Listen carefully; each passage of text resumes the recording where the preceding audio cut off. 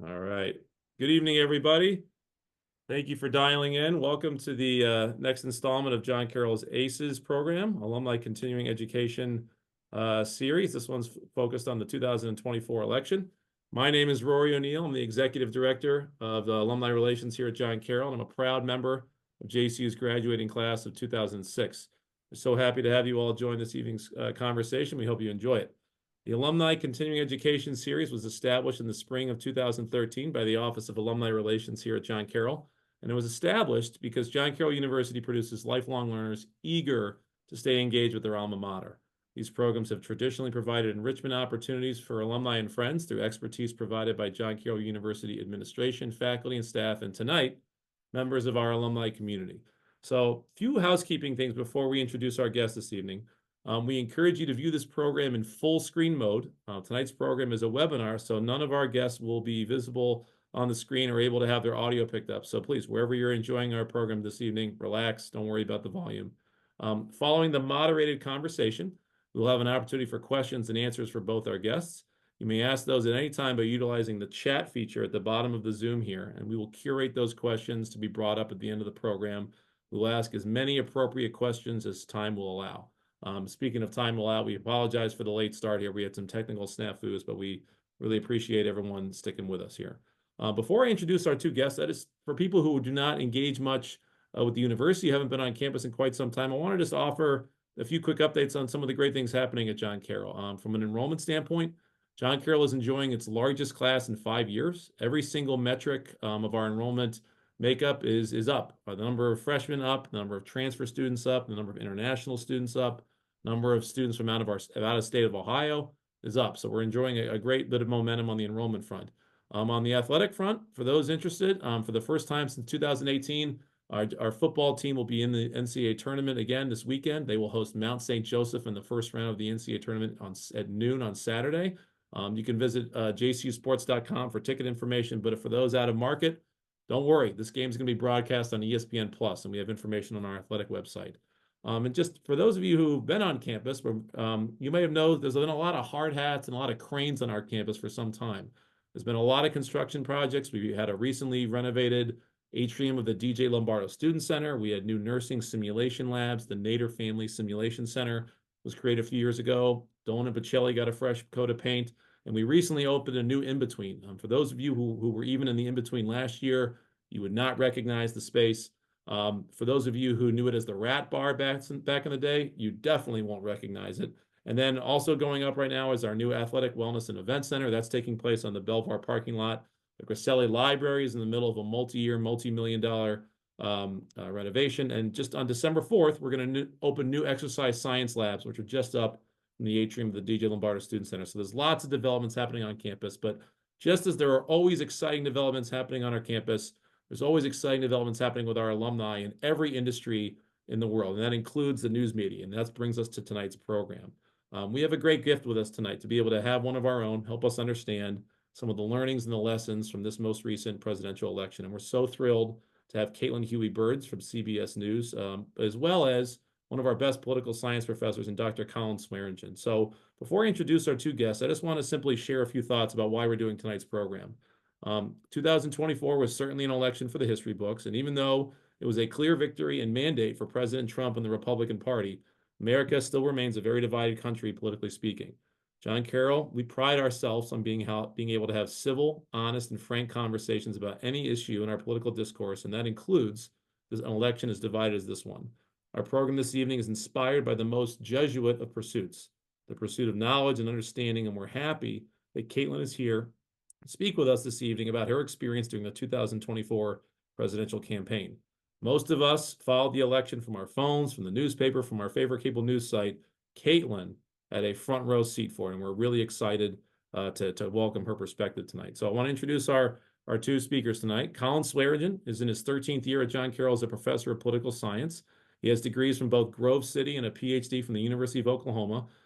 Before he got into academia, Colin had an amazing few years where he worked for the Oklahoma House of Representatives as a research analyst, where he assisted the state in drawing its congressional maps. Colin, if Oklahoma ever becomes a swing state, I think we're going to have you on CNN, Fox News, everything, telling people You about know it. your time is coming, my friend. Don't worry about it. All right. But Colin also teaches courses here at John Carroll on the American presidency, healthcare access in Latin America, political analysis, and every 2 years, including this year, on every election cycle, he teaches a course on American elections, a class that usually has a long waiting list to get into. And outside the classroom, Colin is a very active leader in our famed Honduras immersion program. Colin, thank you so much for being here this evening. Pleasure. And now I want to introduce Caitlin Huey-Burns. Caitlin is a Washington, D.C. based political correspondent for CBS News, where she's worked since 2018. For the past 2 years, she's been covering the 2024 presidential campaign, traveling the country, interviewing candidates, lawmakers, listening to voters. She also played a key role in the network's coverage of the 2020 presidential campaign, where she spent an entire week in the Commonwealth of Pennsylvania as the votes were being counted for that very critical swing state. Additionally, Caitlin's reporting has covered election deniers across several battleground states. She's covered issues facing young voters, and she even worked on a documentary that covered the scandal-plagued career of former Congressman George Santos, which was nominated for an Emmy Award this past year. Caitlin led CBS's coverage of the Supreme Court's Dobbs decision that overturned Roe v. Wade a few years ago, and she led the follow-up coverage that reported on abortion laws in several states. Now, before all that, she worked for Real Clear Politics. She's got a master's degree from Georgetown University, but most importantly, she's one of us. She's a John Carroll Blue Streak. She's from the class of 2009, and she had the good sense to marry a Blue Streak as well, just like I did. Best decision Caitlin I ever made.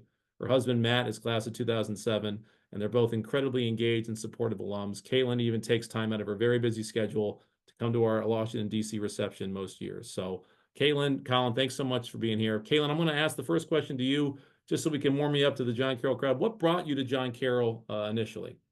It's so great to be with all of you, and thank you so much for having me. This is just such a treat. And I would say it was actually you, Rory, and my mom still tells this story because long story, but our families know each other from the DMV area. I grew up in Maryland, you're Virginia, but we're kind of all of one. And I remember my mom had run into you, and you were talking about John Carroll, and we were like, okay, we've got to go visit. And so we did. And it was a rainy day, and you took us around and showed us everywhere. And I just loved it. And I remember my mom saying, well, if you like it in the rain, you're going to like it anytime. So it was, I grew up going to Catholic school really my whole life in Maryland. And I had literally never been to Ohio before that visit. And I was sold almost immediately upon walking onto that beautiful campus. So, and I'm so glad I did. Most people's experiences either start in the rain or a storm or the snow. So we're glad you fit into Safe that bet. bucket. Yeah. Well, real quick, there's a lot of students dialing in tonight. I want to ask 5 questions about your John Carroll experience. So, what was your freshman dorm? Murphy. Oh yeah. Murphy Hall. Okay, the old Murphy, Oh, not the new, before the renovation. not the new Murphy. Yeah, the old Murphy. What was your favorite place to study on campus? Well, the library, because we didn't have Wi-Fi, right? Like you had to actually Oh go yeah, in and get Wi-Fi in the library. that's true. Yeah, it was better. It was better in the Yeah, library. Griselli, I would Yeah. say. If you had an in-between order, what was your standard in-between order if you were going in there? Oh, no question. Chicken fingers with honey mustard sauce. And I would always ask for the extra honey mustard sauce in those packets. Oh Chicken yeah. fingers probably more times than I want to admit. Um, if I gave you an option of the following pizza orders: Pizzazz, Rascal House, Guy's Pizza, or Geraci's, which one would you choose? Okay, well, a few of those I don't think were around when I was there. I would say it depends on what kind of night we were having. So if we were we were on Coventry, I don't know if that's still a thing, the bars on Sure. Coventry, I would definitely say Guy's Pizza. Nice. If we wanted to really treat ourselves to a big fancy night out, I would say Pizzazz. And Okay. actually, Pizzazz hits every time. Very So good. Very true. can't Very beat true. it. And last question. This is for the students. Over under 5.5 taxi rides with Cabby D. Over. Over. We were part of the original Cabby D crew back when he had a minivan. So That's true. That's true. That's I've true. heard he's upgraded. He is since upgraded. then. He's still operating. Well, listen. What got you into a career as a political reporter? When you left John Carroll, what got you into this world? Well, I've always been kind of a news junkie, which kind of sounds dorky, but I, grew up in Maryland, kind of far out DC suburbs, and I was just always fascinated by the news. My parents always watched the news. at 6:30 every night. And I was just kind of always into it. I had originally kind of thought I wanted to go to law school. And then I remember when I was at John Carroll, um, I walked into the Carroll News and I was interested in news. So I thought, okay, well, maybe one day I could, by the time I've been here once I'm here for a while, I could maybe work there. And they said, oh yeah, come on in and sign up and volunteer and all of that. So the Carroll News is kind of where I really, I like to say I really got my start because I wrote, I ended up being a campus editor, and I, used a lot of those clips for job interviews later on. But I've always been fascinated by politics. I think growing up kind of in the shadow of DC, even though, no one in my family was involved in politics, nobody was, kind of had any connection to it in any way, but I was just always drawn to it, I think, through the news. And so I knew I wanted to be involved in politics in some way, but I never wanted to be actually in it. And journalism was kind of my way to kind of get at that. And so, I majored in political science and English, which gave me a good groundwork for journalism. We didn't have a journalism program at the time. Um, and yeah, so and I was joking with someone the other day about how in television, you're up super, super early, you're, up super, super late as well. And that was our Carroll News lifestyle, editing at till 4 a.m. and, stumbling home. And so I really credit Bob Knoll and kind of the originals on the Carroll News team. Very good. So, over the last 2 years, walk us through, I'm not going to say a typical week on a presidential campaign because they're probably all different, but I'm going to give you like four, weeks to focus on. What was the week like where, say, Biden dropped out of the race? What was the week where you were covering the RNC? What was the week like where you were covering the debate? You were in the debate spin room, which is a unique experience. And what was it like the last week of the election? You could take any of those in any order you like. What was your lifestyle like? What was your day-to-day like? Well, I think one of the things I like most about this job, and I think one of the hardest things about it, is that you never have a predictable schedule, which is exceedingly hard now that I have 2 kids. But so all credit to Matt Rodak, who is very, very, very helpful in that. But it's one of the best things about this job because you don't know what's going to happen. You can prepare, study, report all that you can, and then something just happens that you never expect. So I'll take the week in July. I think the most, kind of important or significant needle moving perhaps moment of this campaign was the assassination attempt of former President Trump in Pennsylvania. I had been assigned to cover his campaign, mostly because, we were assigned to cover Republicans in the Republican primary. And so he was the Republican nominee. And I follow him to every event that he goes to, except that one, because I was already in Milwaukee where the RNC was happening. So I went ahead to Milwaukee because we were going to do a lot of reporting, talking to voters ahead of the RNC, so that when Trump arrived on that Monday, we would have a lot to have gathered. So, we got the calls and the texts that the Butler assassination attempt had happened, and it was it shuffled everything. And then that week, the former president, now president-elect, came to Milwaukee, and the RNC went forward as usual, or as planned, I should say. And I kind of felt that was a real moment in the campaign where you had a Republican Party just completely united around their nominee. And it was kind of 8 years in the making that this had happened and kind of came full circle. And then, I was in Milwaukee through the week, and then I went from Milwaukee to Michigan, where Trump was going to have his first rally since the assassination attempt. So we obviously wanted to be there for that, to cover that kind of moment, his first moment in a crowd, in a rally. So then I got back on a Sunday. I took my kids to the park and thought, this is great. I have the whole day. Nothing's happening. We've already had the RNC. And lo and behold, I start getting calls on my phone saying, you need to come into the office. Biden has dropped out. So that kind of all happened in the same week, which is kind of wild to remember. And so, in those intervening weeks, we were covering a completely changed race that had quite literally changed overnight twice in the span of a week. So I would say those were really big moments. And because I was covering Trump, I didn't go to the DNC. I instead traveled with Trump to every place that he went that week, which was, I don't remember how many states we went to, but we were literally crossing the country. And I, uh, I think that was a real moment too, because he, made a lot of news that week, and I was able to interview him myself. And then, I think another kind of key moment that I remember was that first debate between Harris and Trump, because by all objective kinds of ways we measure debate performances and kind of everything I learned in my political science classes and training, would say that Harris just kind of fundamentally won that debate on kind of the basic ways we measure those kinds of things.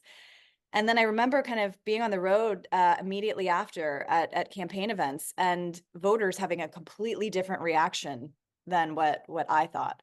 And that kind of crystallized for me, okay, we're in a different kind of situation here. And so I think those were really pivotal moments. We are often in the spin room for those kinds of things. And the spin room, for a debate is when all the campaign people kind of come out and try to spin the press on kind of how their candidate did. And that night, actually, Donald Trump himself came into the spin room, which was wild as well. So, there's nothing predictable about this job. And I know elections are wild. We've had so many wild elections, but this one really, it was kind of like a Mad Libs for what could potentially happen in an election, and it did. So, before I ask the next question, what is it? I mean, what is it like for, to your point about the spin room? What is it like when he decides to come in? Is everyone thinking, "Oh, he's doing damage control," or is it like, "Oh, he's seizing on an opportunity that no one expects"? Because that's kind of his MO. Like, how was that greeted when that happened in the moment? Yeah, I mean, he's obviously such a different candidate than we've ever had before, right? And no one can replicate his style, and people who haven't been successful. And he's done things that would have eliminated any other kinds of candidate. So he's a unique figure in that way, but he also understands the way to get attention, and any attention is good attention in his view. So it's a different way of thinking, and this idea of, well, I will be the one to go out and defend myself. And so I thought that was a moment, really just to behold objectively the Yeah. idea that that would happen. So I want to ask a big question that could go in a million different ways. So we'll ask it in two parts. Why did Donald Trump win, in your opinion, from what you saw and what you reported on? And why did Kamala Harris lose? There's a million answers to this. From what you're reporting and from what you followed along the race, how would you answer those two questions? Yeah, and it's a great question, and I think something that everybody's still kind of assessing. I will say, when you're assigned to cover one candidate in particular, you are pretty much in the bubble with them. So I was with Trump everywhere he went, every rally that we could go to. And so you're kind of in, you're seeing what he's seeing, you're seeing what the crowd is seeing, and you're obviously constantly talking and interacting with the campaign staff. And so in some ways, it's, you have the closest connection to a campaign. In other ways, sometimes you're in a bubble because you don't know anything beyond what you've been seeing. So I would really make a point to, everywhere we went, when we had time before events, to just literally go out into the street and talk to people. And we call them in television man on street interviews. But, just talking to passersby and people at restaurants, or people, at the grocery store or whatever. And my biggest takeaway, and I would always kind of remind people of this, was that every voter I talked to, no matter who they were supporting, felt just very unsettled about the state of things in the country. The economy, obviously, things are expensive. Even if inflation is down, things just still cost a lot, which is something we're all feeling. I was feeling particularly. And people were concerned about immigration and the border, not necessarily in the ways that Donald Trump was talking about in terms of the rhetoric, but in terms of kind of how they were feeling about it. And unsure about kind of what's going on in the world. And so my takeaway kind of after every conversation, no matter who the people were supporting, they just felt kind of unsettled and not feeling good about the direction of the country and the direction of things kind of across the board. So I think the fundamentals of this race had always favored Trump because he's, running was, and in some ways still did, running against an incumbent. He is a political figure. He's a former president, but a lot of people don't see him as connected in that way as a politician. They still view him as an outsider. Not everyone, but there is a certain segment. And I think the kind of the fundamentals were just in his favor. And I think no matter what you think of him, no matter if you like him or if you don't like him, you do know what he stands for. And I think that was a critical piece of all of this, that he had a consistent message and that he has had a consistent message for almost 30 years. Whether, again, this is not a statement about whether you agree or disagree or like him or dislike him, but I think that also kind of spoke to a big sentiment in this country, which is that things aren't really going that well. And you took a chance on the other guy, even though Trump never acknowledged that he lost the last election. And kind of, how did that work out for you? And this idea of, do you feel better off now than you did 4 years ago? He went off message all the time, but that was kind of the crux of the message there. And I think, Kamala Harris had to put together a campaign in a very, very short amount of time. We just really haven't seen anything like that before. She was able to raise a lot of money, obviously, able to galvanize her party, and energize them in a way that Biden hadn't, and make it a competitive race, which she did. But again, she was essentially the incumbent and wasn't able to differentiate herself from the current status quo in a way that was compelling to voters. So that's kind of my very quick elevator pitch assessment of Yeah. how it went. You mentioned being at all of President Trump's events. You were on the road with his campaign. You're on the road with him. How many, in your estimate, over the course of the campaign, how many Trump rallies do you think you covered? Yeah, I actually went to my office last week for the first time in months, really. And I just kind of dumped all of my credentials onto my desk because I have a big pile of them. I would say, at least in the past 3 months, we were going to at least 2 or 3 a week. In the last month of the campaign, last 3 weeks of the campaign, I should say, he was going to a different state a day. And then in the last week of the campaign, he was going to several states a day. So we had one situation where, and in the last few weeks of the campaign, the all of the networks and all of the wires, so like the Associated Press and the main print outlets, all kind of pool together and get a press plane so that we can go unilaterally to all his events, and that's paid for by the press, not from the campaign. And so we were able to go to, everywhere he was going kind of on that plane.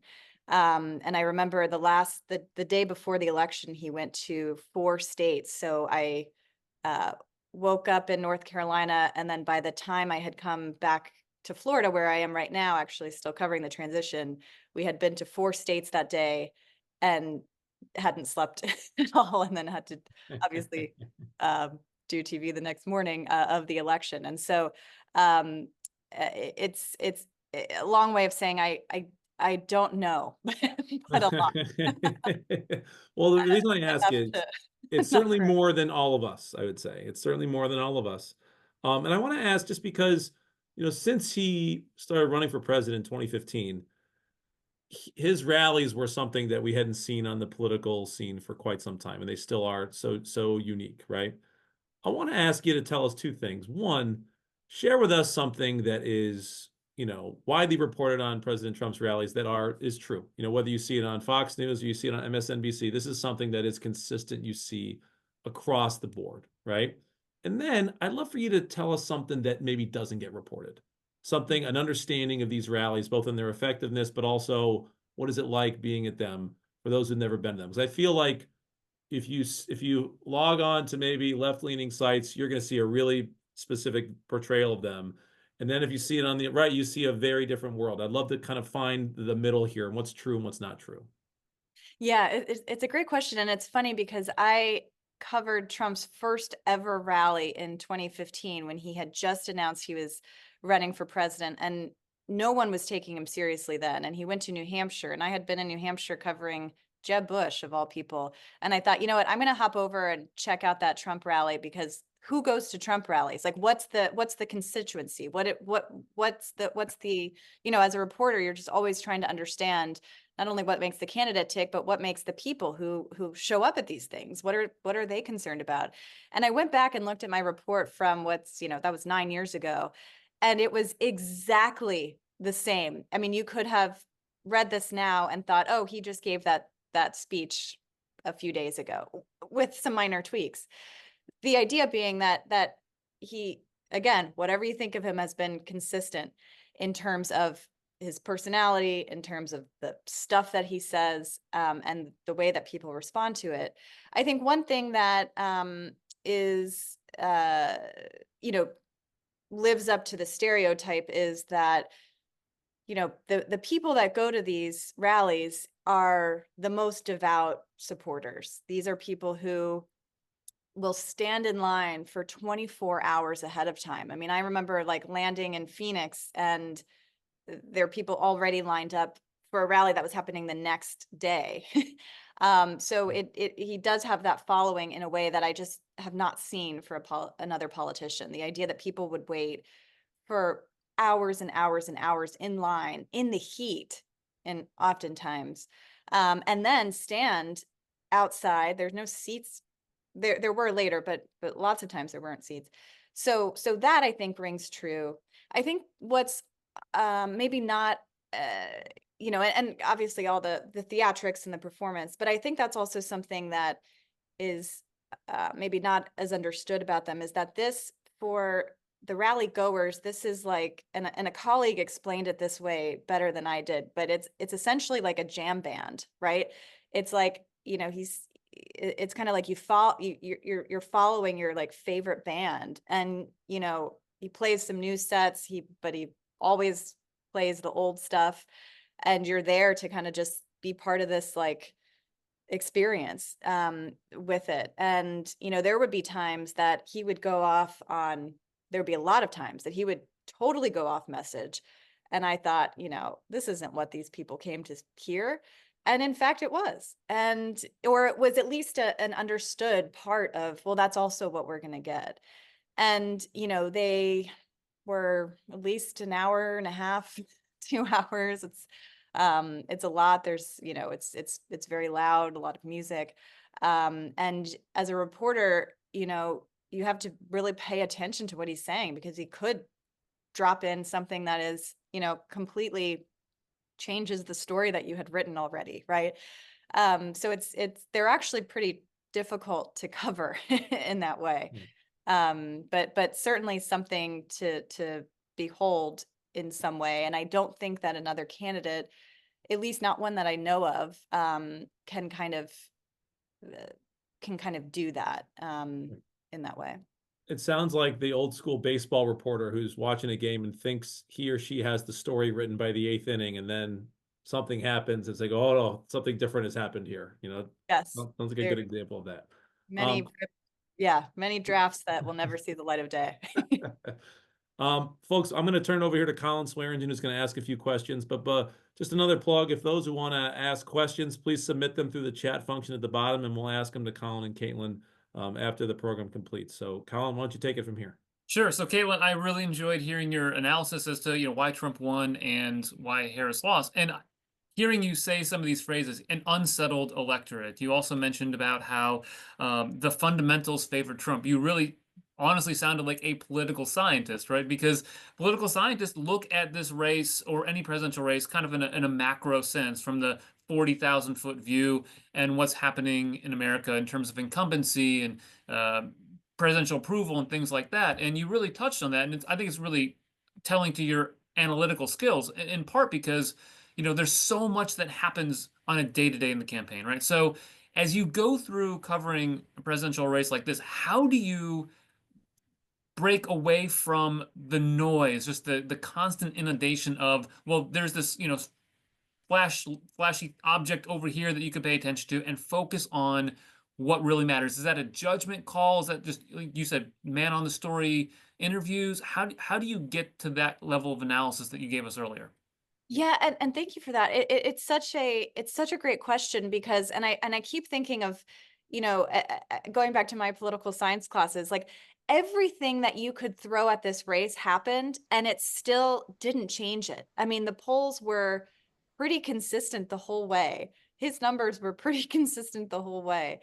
And it just kind of, I think, more largely speaks to the idea that this is a completely divided country.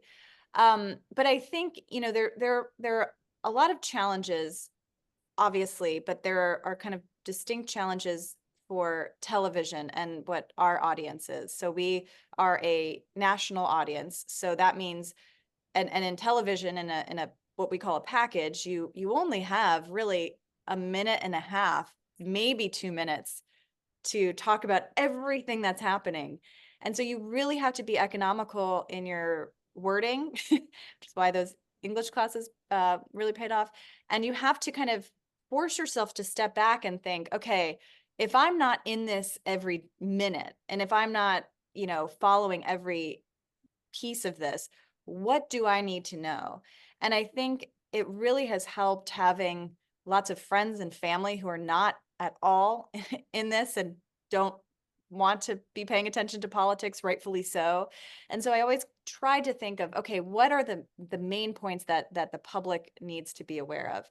And I think also I saw a big part of my job of explaining how, even though we're seeing data for something that, voters may not be feeling it. So for example, a week before the election, we got a jobs report and I went out and just asked people kind of how they felt about it, right? And it didn't really match up with what we've been seeing, where the economy looks good on paper, but people aren't feeling that. And I think that's a kind of a important part of this too, to try to explain to the rest of the country how voters in the states that are going to really decide this thing. Yes, every vote matters, obviously, but the battleground states are where this is won and lost, kind of how they're thinking about it too.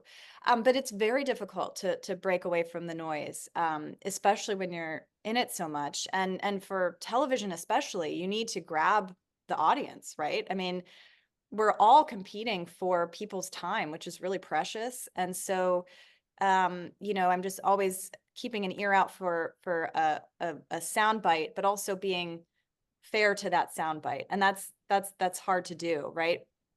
Providing context, but also doing so in 60 seconds is challenging. And it still is a challenge. And I've, started to go back through my work and see, okay, what went right? What did I do wrong? Not wrong, but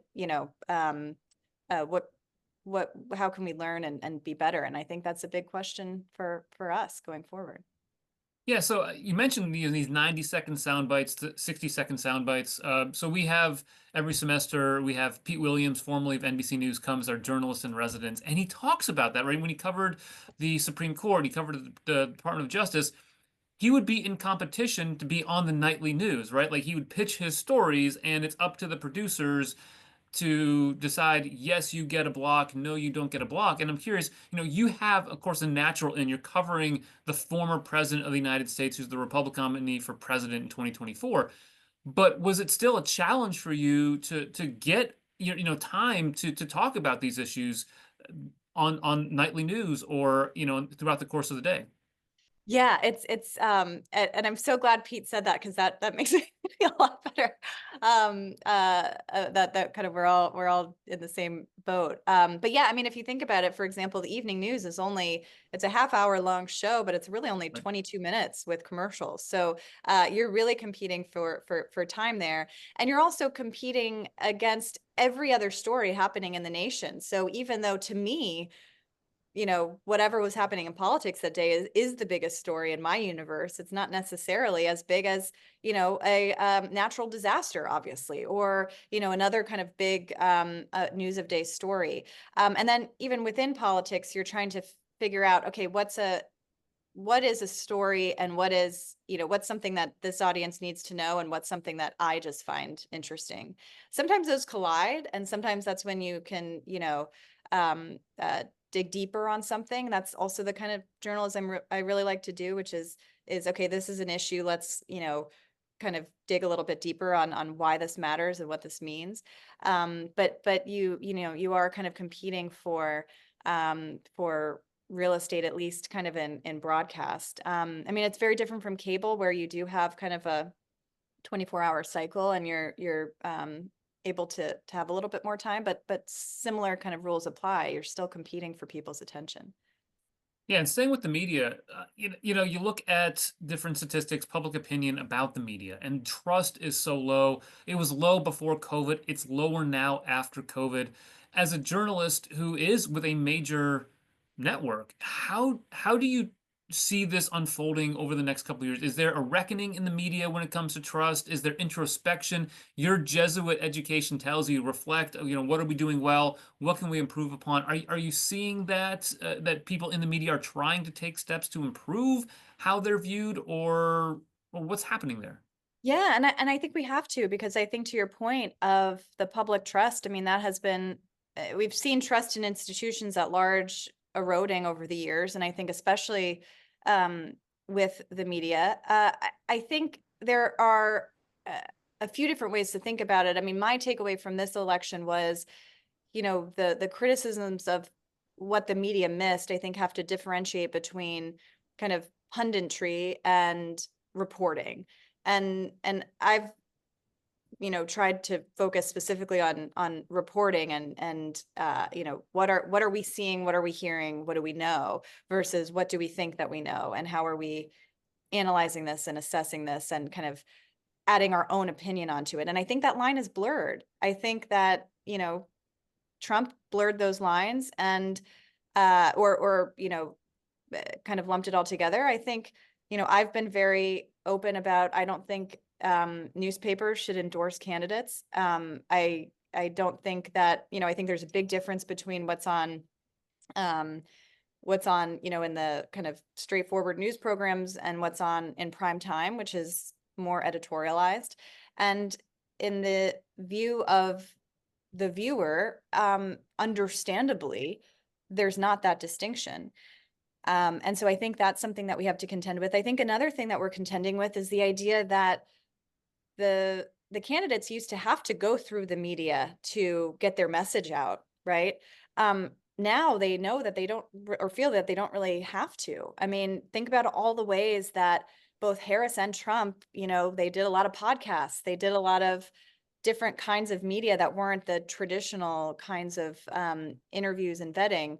And, that has a massive appeal, and I don't think they're wrong to do those things, right? You have to reach the voters that you need, and that's where they are. And so that's also, our challenge too, is that, and, I work for a broadcast news network, but I watch things on my phone, right? I watch the news on my phone. And so, we're trying to think of different ways to reach people where they are without sacrificing the kind of the mission of the content, which is vigorous fact checking, um, all sides, not just both sides, all sides.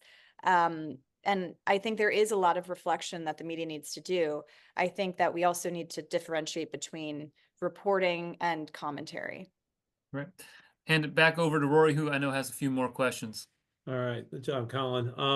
I got a few more questions, Caitlin, and we already got some questions coming in here. We're gonna ask you and Colin here. So, One, I'm going to blend a question that was submitted, but one that I had. I was going to ask you, you had a very news-breaking interview with President Trump during the campaign this summer.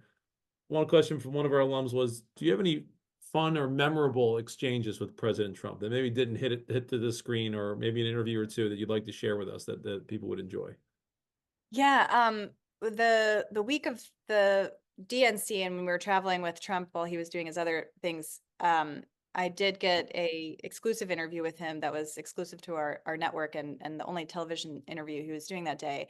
And we were given 5 minutes was what we were told. Backstage after whatever he was doing wrapped up, you had 5 minutes to interview. And that's really no time at all, especially with Trump, because he takes a long time to answer questions, goes on a lot of different tangents. So it was really the most stressful assignment that I have ever had, because you also, again, this is not making a judgment of him, but he is the most polarizing figure in politics in the country, arguably in any setting.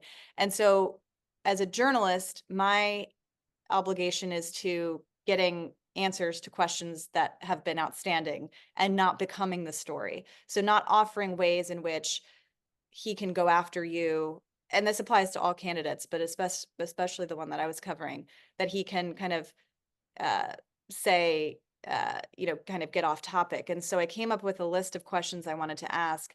And I knew too that he would take a while to ask them. So they had to be very short and very quick, and one question in the question, right? A lot of times you're like, well, this and this and this. So very direct and not kind of provide any avenues to go off message. It was extremely stressful too, because we were in a manufacturing facility that was 8,000 degrees. We were both drenched in sweat. And I 5 minutes had passed and I knew that he hadn't really answered some of these questions that I was still trying to get to. So I just thought, I'm just going to keep asking until they make me stop. And my strategy too was, there were a lot of things that we needed to know that he hadn't answered yet. And so kind of going back to your question, Colin, too, of how do you break through the noise, at least my strategy that way was, okay, what kind of policy things can we talk to him about, and get answers to in this type of setting? Because when you're following a candidate, you very rarely, especially at that kind of stage of the campaign, interact with them. I mean, you're often just on a riser far away from where they are. You can shout questions, and he does do gaggles, but that was kind of the wildest experience, because I had been covering him for so long, but had never had that solo one-on-one interaction. Gotcha. Okay. So you covered this campaign for 2 years, and then the results happened on election night, and they were definitive. They were clear, right? They were there. There was no ambiguity, and we can slice the edges a little bit, but it was a clear result, right? What were some things that you reported on, for the 2 years of the campaign, that when you're reporting on, you're like, oh, this could be something. I'm seeing something here. I don't know if this is going to turn out to be as influential or something. Or you thought, oh, I'm seeing something here. This is going to be impactful, but then it wasn't. Do you have anything from your reporting that proved providential, or also something that was almost like a smokescreen? You're like, well, I missed something on that, or I saw something that didn't turn out to be as influential as we thought it would be.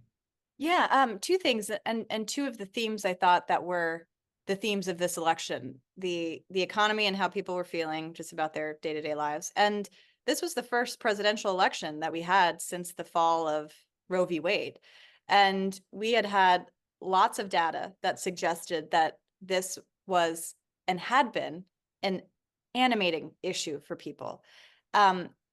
So I kind of talked about the ways in which I personally felt that I foresaw, or at least reported on at the time, people's feelings about the economy, and they put aside how they felt about Trump. I had so many people tell me, I'm not looking to marry the guy. I just, I need things to get better, in their view. So that was one thing. I think the thing that we didn't know the answer to, and I thought would be perhaps more influential than it was the impact of the Dobbs decision. But I think also, because I was in Mississippi the day that that decision came out, and I covered all of the aftermath and the consequences, especially for women's health over the past 2 years. I had, covered it in Ohio extensively when it passed on a ballot measure. I covered it in Kansas. I covered red states that had passed these ballot measures. But the question I always had was, does that translate to support for a candidate? And that was always the outstanding question, and that was going to be the question of this race too. Was, could that become the thing that puts Harris over the edge?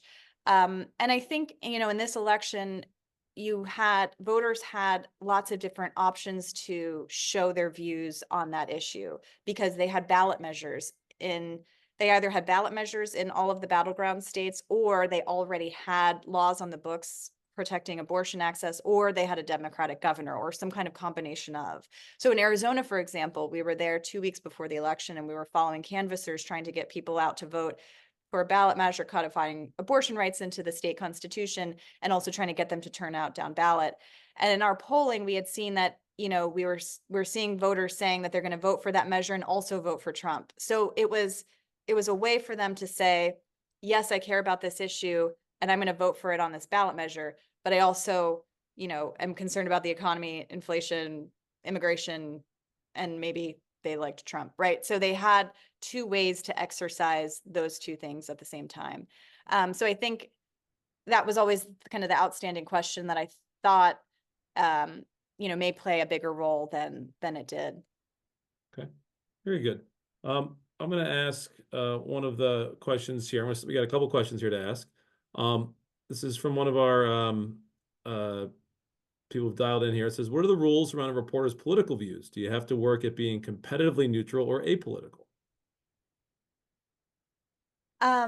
Yeah, well, I think, kind of going back to reporting versus commentary, I think, I think it's really critical that we be neutral, but not leaving our personal experiences out of it either, right? You have to be objective, but I think there are also ways that you can bring your personal experiences to bear and report kind of through that lens, which is why I think it's extremely critical to have diverse newsrooms, because people's lived experiences inform their reporting differently, and in critical ways, and that doesn't necessarily make them biased, right? But it is it's very difficult, because especially in politics now, everybody has an opinion, and we're so polarized. And, there are things that I personally care very deeply about, but I can't let that affect how I'm reporting it out. But at the same time, I also have lived experiences that maybe make me a little more empathetic to issues, or more curious about them. And I think that's important too. I mean, something that had really drawn me to covering Roe v. Wade was the idea that, I have two kids of my own, and it was very difficult to navigate postpartum and all of that stuff. And the resources that we provide for women in this country don't match what we ask of them. And I think that was a really big issue, that made the issue of abortion access bigger than the procedure. It was a bigger issue about women's health. And I think, at least in my experience, that's kind of how I approached that issue. All right. One more question. Can you discuss the role race and gender played in this election? And I think they're saying this in terms of the candidates, obviously. The question comes, if the Democrats had put up say an older white male as their nominee, do you think the results would have been different? Well, it's a great question, and thank you for asking it. They did originally have an older white nominee who wasn't doing well and had to drop out. So, but I think, what was really fascinating about this election was that Kamala Harris did not play into gender or her own personal identity as, a kind of what her, if she were to be elected, would break a lot of barriers, right?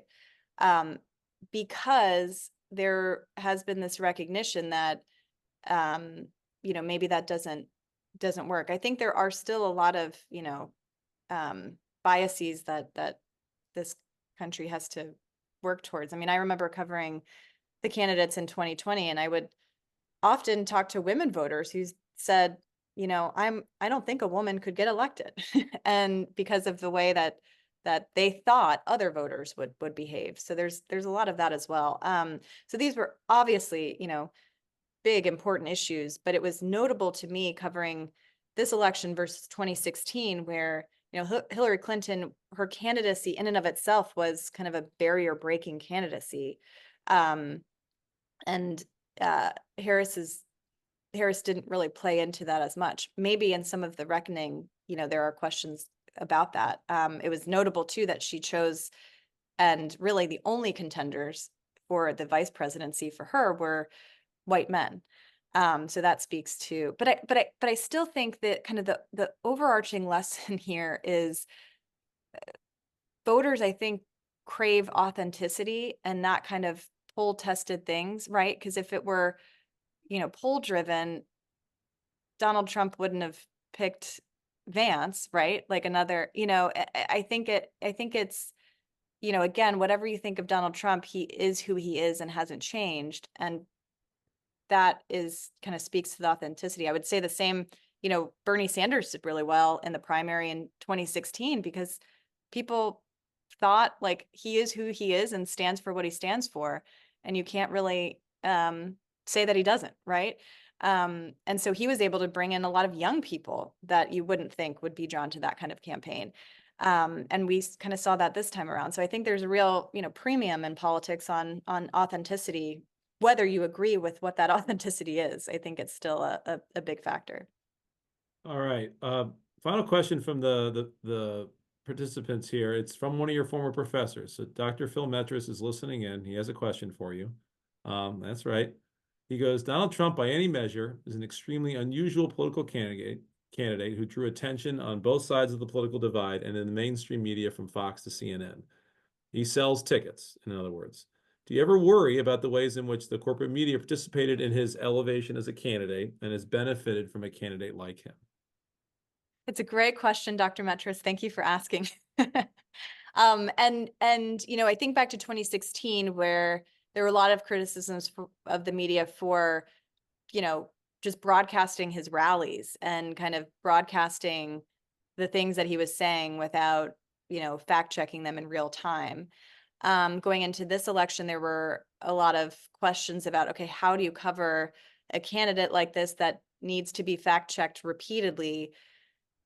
My instinct has been, here's the sound, let's play a portion of it, provide the context and the facts, and then the viewer decide what to make of that sound, right? Like that's the ideal.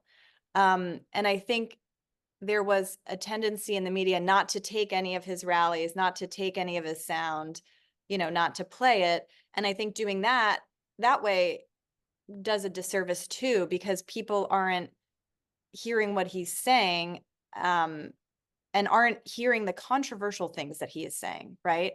Especially once he was kicked off Twitter or X, he was saying a lot of very controversial things on his Truth Social platform, but that wasn't elevated. So I don't think a lot of people knew about some of the things he was saying, if that makes sense. So I think, you have to provide a way for the audience to see what he's saying and to make the decision for themselves about how they think of it. He obviously, it's not a, blank check to come on and say whatever you want or play the rallies without any fact checking. I think there's still a lot of, obviously, work to do in terms of how to cover him and this administration too coming in. So I think that's how I would answer that. Okay. Well, the final question comes from me. We always like to end on a John Carroll note here. Caitlin, you've had a hell of an experience the last couple of years and in your career as a political reporter. How did John Carroll prepare you or set you up for, you know, your career? And how did it set you up and to be able to deal with the day to day? And did you reflect on anything you've learned from John Carroll during the campaign at all? Oh, all the time. I mean, like I mentioned the Carroll News, but I also, what I loved so much about John Carroll and what I've taken away from it is how close of a community it is. I mean, Dr. Metris, I just talked to Dr. Metris a couple months ago, and I graduated 15 years ago and took his class, you know, 19 years ago. Um, and that to me is so meaningful to me. The idea that I can keep in touch with a professor, you know, nearly 2 decades later, that I took classes with. And I remember all of it because it was such a community, right? I mean, my closest friends are my friends from John Carroll. My husband is from John Carroll. But what I've learned from John Carroll was, you know, being in classes where you only have like 15, 20 people and having these debates and conversations. I mean, my political science classes, Colin, I wish I could have taken a class with you. You weren't there yet. So that's my Anytime, disclaimer. anytime. Disclaimer. Um, that's what I take away from it. I mean, the idea of being able to debate in these classes in a space where you felt comfortable because you knew people and you kind of valued their ideas. I think that is so unique now, especially nowadays. And I think, you know, I've always carried that with me, and the idea that we would have a conversation in class and I could go to talk to a professor about it, or, you know, I was just saying my senior year was the 2008 election, and we would, in my political science classes, go through you know, some of the candidates' speeches and talk about them and how we thought. And there was always an emphasis on, you know, we're not telling you how to think, right? I mean, we can provide you all the tools and the resources and the data and context and research, but the feeling I always got from my professors was, we also want to know what you think. And it was, you know, in political science and English, it was that kind of dialogue and conversation and community that I think is just so rare, and I use every single day. I mean, whether I'm covering a campaign or reading through a bill or you know, covering a policy, I have those skills that I learned at John Carroll. And I mean, I can't emphasize that enough. I literally think about it all the time, and I'm convinced I wouldn't have had that. I wouldn't be where I am without that. Well, that's incredibly nice of you to say. As most people know, Tim Russert's one of our most prestigious alums, and he's known for asking the tough questions on Sunday mornings. Well, you certainly fit into that mode of that legacy. So thank you for representing John Carroll so well on the national stage. And I hope the transition is newsworthy, but I hope it also gives you time to rest and be with your family a little more. All right. Colin and Caitlin, thank you so much for a fun and very informative conversation. To everyone, you know, thank you for tuning in tonight. This was a lovely evening. We will send out a recording of this in the week ahead for those who want to kind of go back and fact check maybe Caitlin or something like that, or myself or something like that. As a follow-up to everyone who registered for the event, we will share an op-ed that Caitlin shared about just being a mom on the campaign trail. It's a wonderfully written piece about being a mom of two and a reporter at the same time. And it's wonderfully written. It showcases your John Carroll writing chops, but also it's a wonderful reflection on just being a mom in the workforce today. So we're going to share that with everyone with your blessing, Caitlin, and we hope you get some more followers on your political beat too. Okay. So Thank anyway, you all for having me. What a treat. oh, thank you. This And concludes please feel free to correct me anytime. Send me your thoughts. As I always say, I'm much more interested in what you all think than anything else. So thank you for your time. Well, thank you so much, Caitlin. Colin, thank you again. Everyone else, have a wonderful evening. Go Blue Streaks.